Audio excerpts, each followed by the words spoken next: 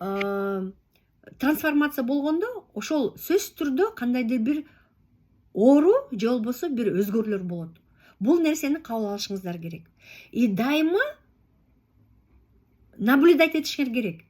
Наблюдение деген бул байкоо деген нерсе. Жашооңузга дайыма байкаңыздар. Мындай болот да кээ бирлер. Мына мен медитация жасап атканда дейт кээ бир адамдар. Мага момундай ойлор эле келе берет. Мен эмне кылышым керек?